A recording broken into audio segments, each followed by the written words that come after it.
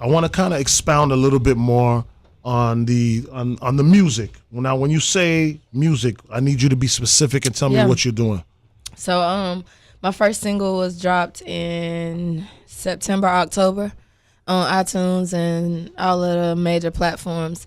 And I kind of just used that as a guinea pig. Right. Like, I didn't really put any money behind it. I Just didn't put any there. promo behind it. Okay. I didn't do anything. I just threw it out there to kind of like see how people would respond to it. And I did 30,000 downloads in 10 days.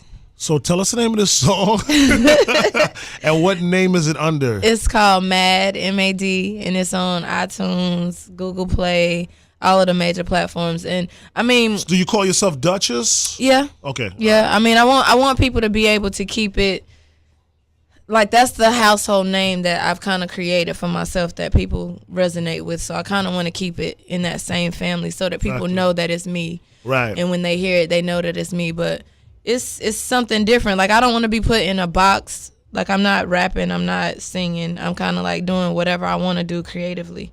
Like, a lot of people, like, when I put out Mad, they was like, oh, you trying to be like Cardi B.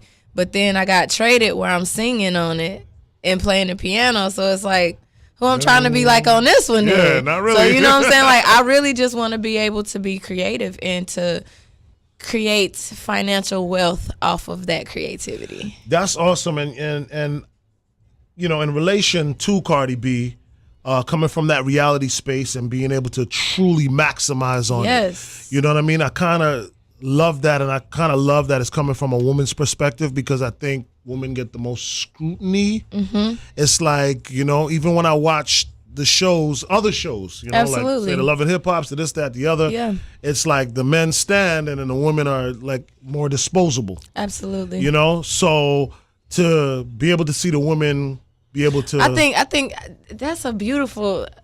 I gotta use you. I need you as a part. So I'm doing a documentary right now. That's potentially going to Netflix, and it's called sweet. The Real Behind Reality. And it's like a lot of reality TV personalities that, like, from Flavor of Love, from Big Brother, from Survivor, from Black Ink, from all these different types of reality shows are now able to, like, talk about their experience, how it impacted their life, how it affected their life, their family, their friends.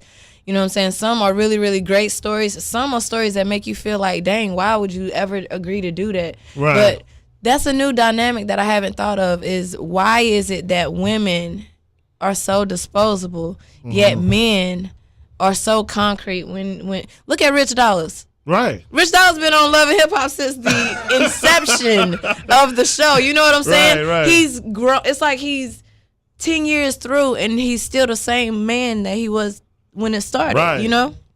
But when you look at women, it's completely different. Right. Where's Erica Mena? It's like here today, You know, gone like, tomorrow, yeah.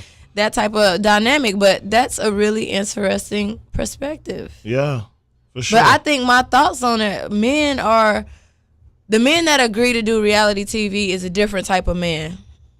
And it's not to talk any junk about any man, but I don't think a real nigga can do reality TV.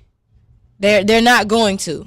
It's just not going to be the arena for them because they value their sense of self too much. You know what I'm saying? Like, for women, that's how it is too. Right. Like, I got into the situation and I really didn't know who I was or how my life was going to be. I actually learned who I was giving everything out on national TV. And that must be tough. It's a gift and a curse. You know Yeah. what I'm saying? Like, you got to take the good with the bad with that, because sometimes people are looking at you and they're judging you for stuff that if a camera was following you everywhere you went every day, I'm pretty sure it's some instances where you yourself would be like, damn, I hate I did that shit. Like, now everybody gonna see that shit. Like, we're human. But for you to be able to, like, bear all of that and, like, not care and deal with your good, your bad, your ugly, like, that's a different type of person.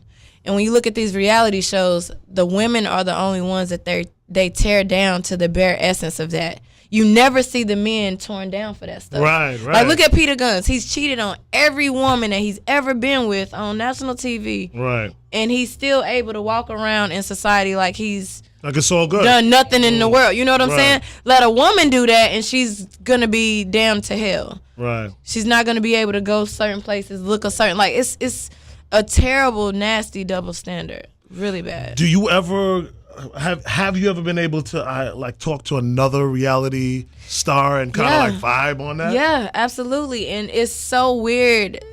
You get the good and the bad. Right. Like sometimes people are like, yeah, man, that was the worst thing I could have ever done for my life. Like now look, at certain times I can't even do this because people expect me to be that way or this or that. You know what I'm saying?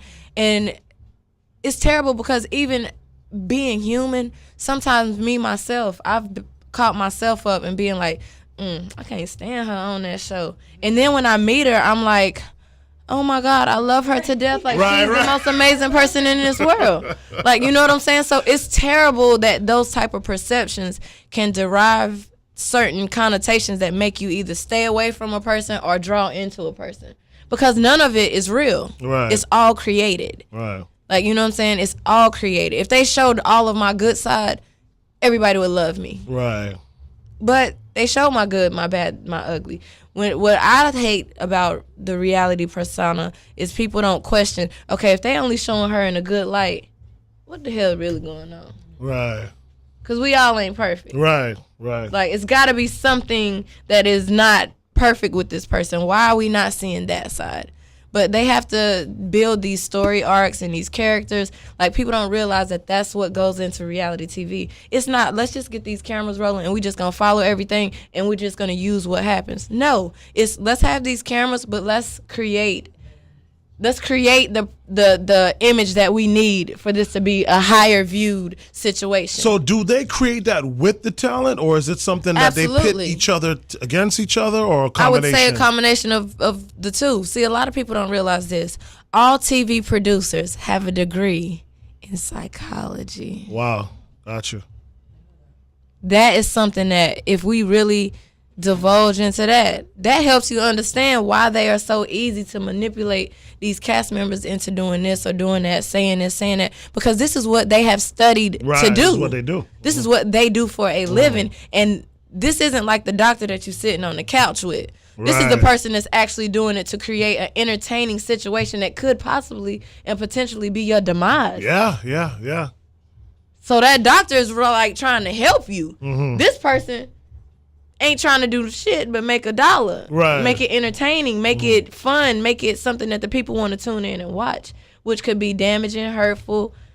It could be 1,000,001 things, and they have no moral justification for any of it. This person over here has to worry about the board and all of this type stuff. Like, they have limitations to what they can and cannot do. Gotcha. These people over here, it's free range. And they kind of want it to be that way. And they need it to be that that way. The more that people get to realize the truth, the more that people start valuing things different. Right. You know what I'm saying? Reality TV, in my opinion, is the new record industry. You remember when TLC, New Edition, we watch all of these biopics, and we like, dang, but their music was so lit. How was they so broke? Yeah.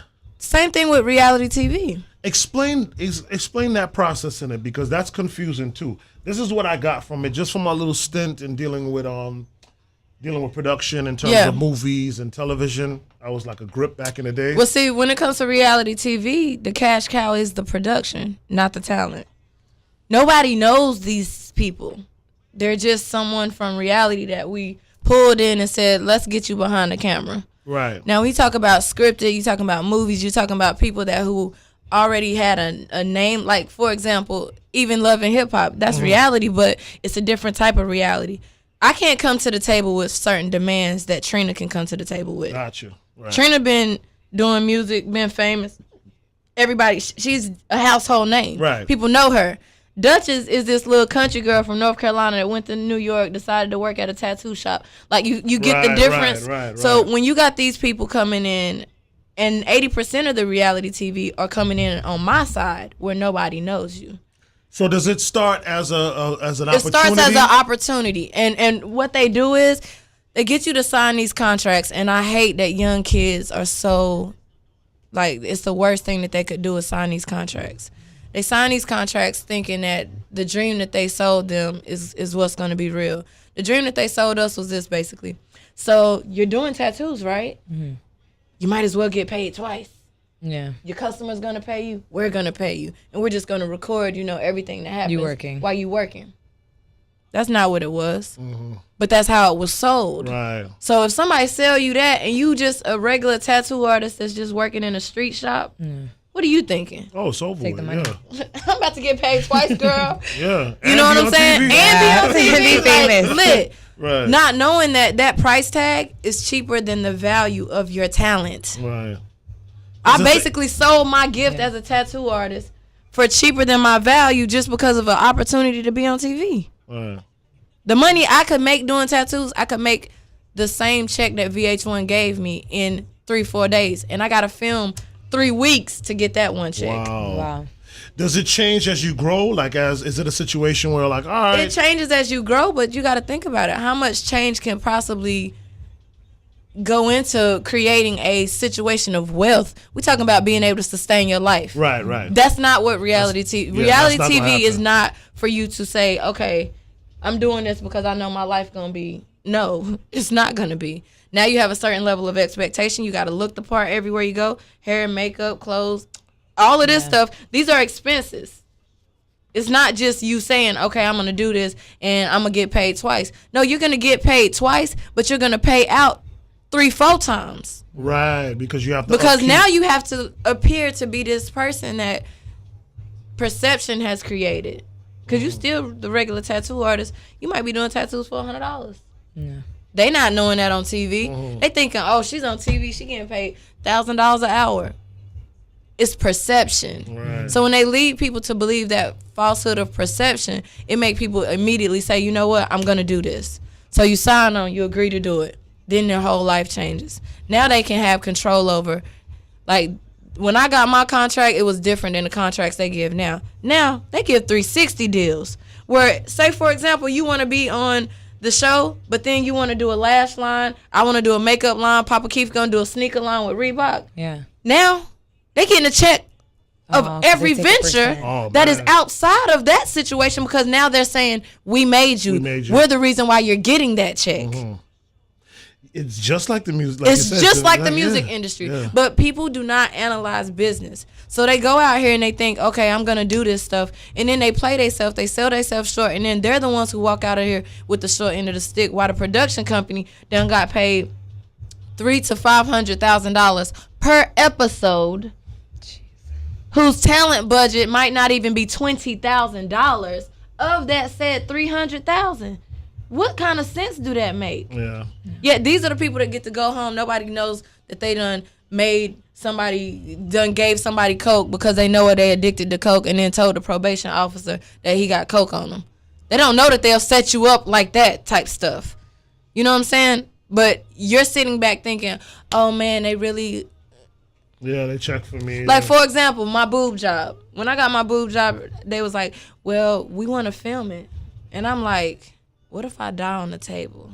Seriously. Like, now I'm just sitting here thinking about things. It has nothing to do with TV. It's like me, because now you're going to put these cameras and these people in an environment that's not used to that. What if they slip up and cut the wrong thing or do the wrong... Like, I'm just thinking of 1,000,001 things. Right. Do you think one of those thoughts came through their head? Absolutely not. Not one thought. So they're like, well, can we film it? I'm like, well, you got to pay for it. Now, I could have easily been like, yeah, y'all can film it. And they wouldn't have paid $1 for it. Like, this is the type of stuff that they get over on people. Like, oh, shit, I feel so bad for him. Being on this show was the worst thing he could have ever did for his whole entire life. When he got that gun charge, they was like, we want to film the whole court case. He's like, okay. They took the lawyer fees out of checks that he was going to get from the next season. Not even the current season. Right. The current season and the following season. All of those checks went straight to the lawyer. So now you just own the show for free. When all you should have said was, y'all want to film that? Then you're going to pay for my lawyer. Yeah. It's about coming to the table with demands. And basically, that's what happened with me. I came to the table with demands and they were not prepared to meet those demands. They're like, well, you got to either get married or break up. And I'm like, y'all can't tell me what to do with my life. Like, y'all don't get to choose that type of stuff. So if I decide to open up my shop, what does that mean? They're like, well, you open up your shop. In the beginning, they're like, well, when you open up your shop, we're going to follow everything that you do with your shop. Now, if I would have said, all right, me and C's is over with, I'm going to still do this shop, then they would have came down there and followed every single thing that I did with the shop. But because I decided to stay in that relationship thinking that he was going to change, they was like, we're not filming that. It doesn't show any conflict. So it's like they want to build up the conflict and the tensions naturally and organically without you even paying attention if you're just living your life. Right. Yeah. And because that camera's on you 24/7, you're just living your life. Like this last episode that they just aired Wednesday, my lawyer's about to have a field day with them, and I cannot wait. I cannot wait. I haven't watched it. What happened? Oh, my God. So that was the episode when I came down to Miami, and Donna did that shit to me. They sat on that camera, and those producers lied. They sat there and said, yeah, they were at it all night. Y'all wasn't even at the house. There was no cameras even fucking rolling. Production had put down their cameras when we left the club. It's hours that they gotta be, you know what I'm saying, just like a regular job. Yeah, so they had to cut the cameras because they were already in overtime. Then y'all got these people sitting here saying that, well, Dutchess wanted to press charges, but it was so many witnesses. See, y'all just fucked up. And then y'all said she wasn't even drunk. But then this was when the show aired. They said I wasn't even drunk. Mm-hmm. On Wednesday's night episode, they got me peeing in bushes. Mm-hmm. Now, anybody who knows me knows that I am definitely a class act with how I carry myself and how I handle myself.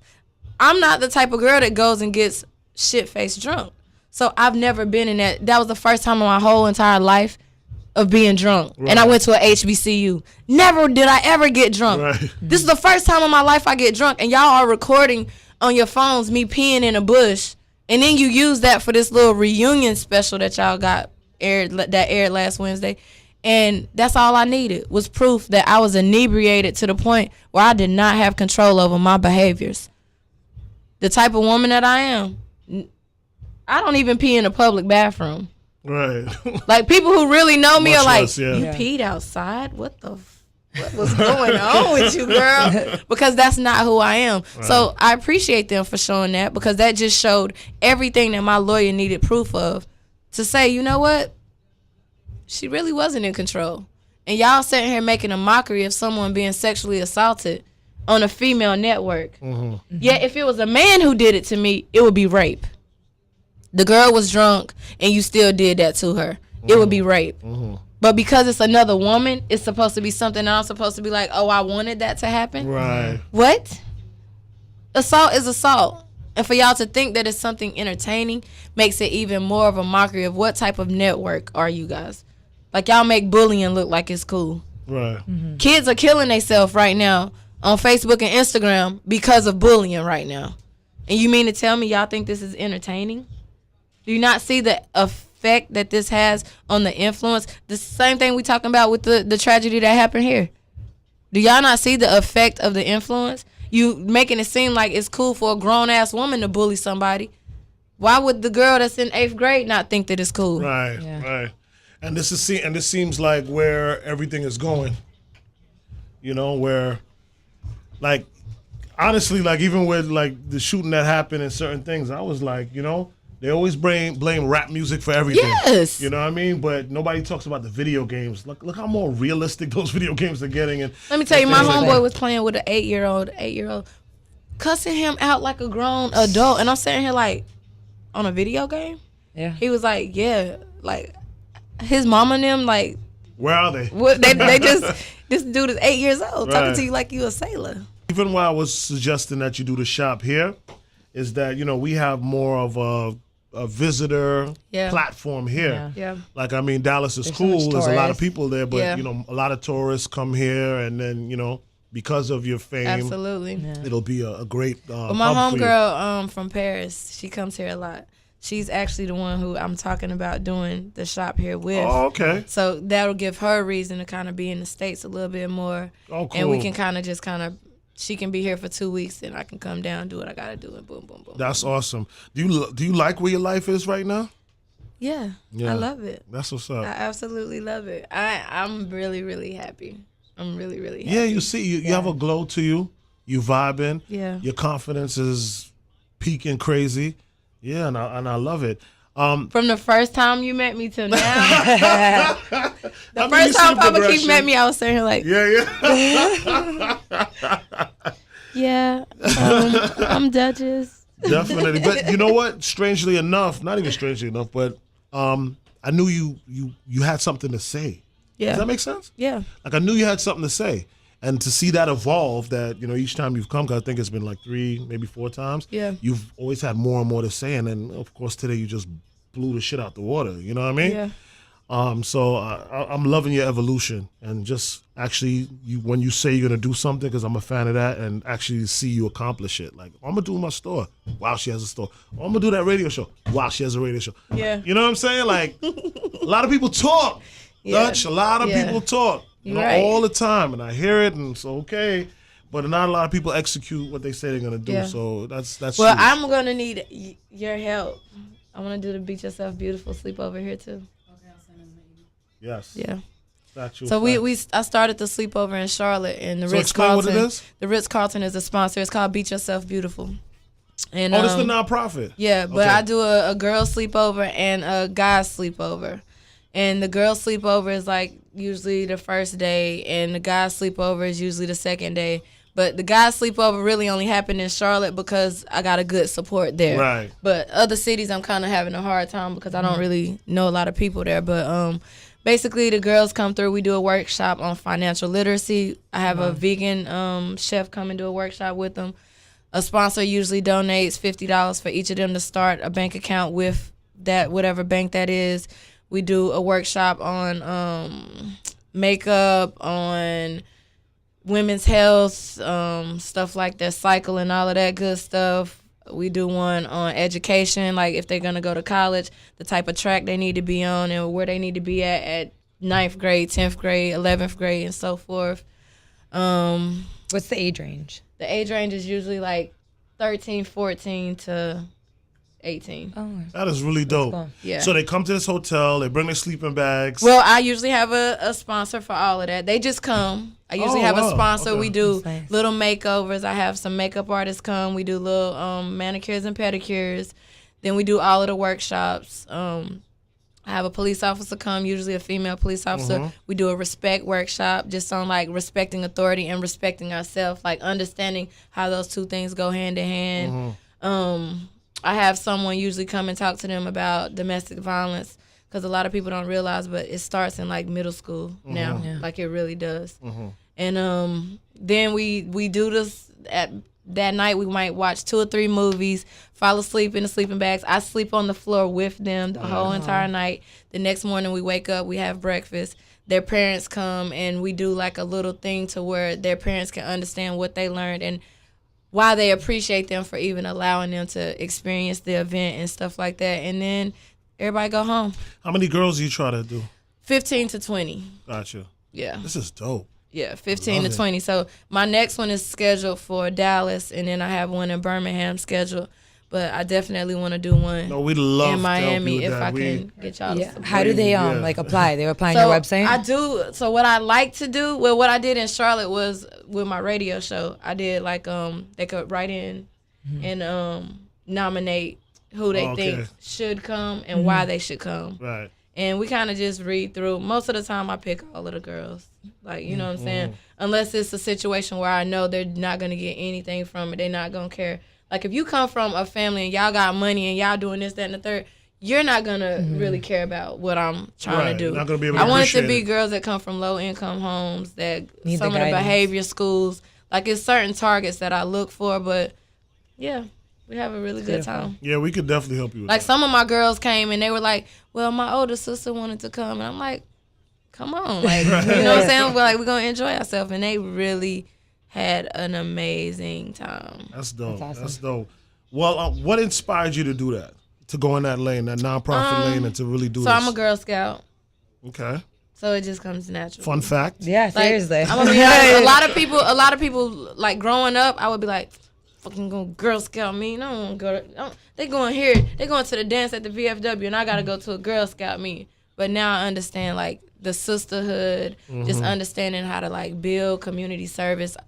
I couldn't do the sorority fraternity type of thing when I was at A&T because I was refuse to conform to a group. But that's kind of where it was birthed for me. My mama had me in Girl Scouts from 3rd grade till I graduated high school. Oh, wow. Oh, wow, yeah.